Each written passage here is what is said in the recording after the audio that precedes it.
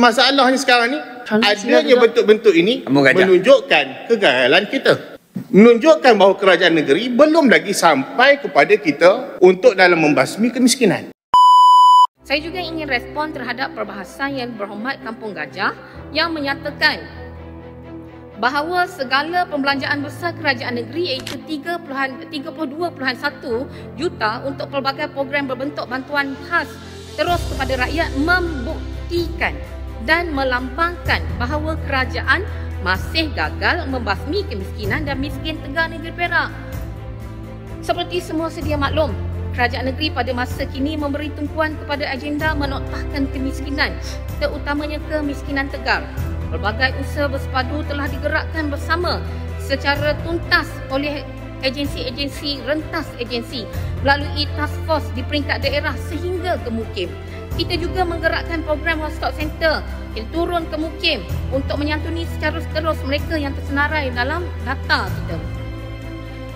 Selain itu juga, kita juga melakukan usaha-usaha pendekatan yang dibuat oleh kerajaan, bagaimana kita turun padang, ya, penghulu-penghulu turun padang bersama dengan ketua-ketua kampung, mendekati secara terus, melakukan program-program pemutihan. Bahkan pada tahun ini kita lock data figure untuk miskin Tegar kita setiap bulan.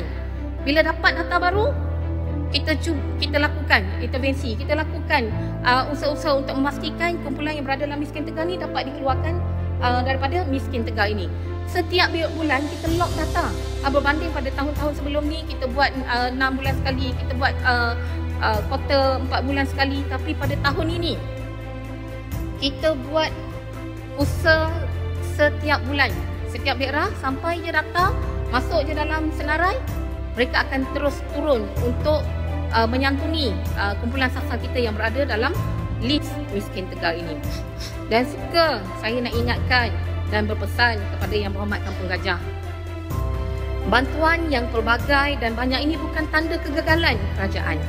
Bantuan ini ialah tanda kerajaan ini masih ada hati dan berjiwa rakyat, masih ada perasaan dan rasa tanggungjawab, dan masih menjaga dan melindungi rakyat yang paling lemah.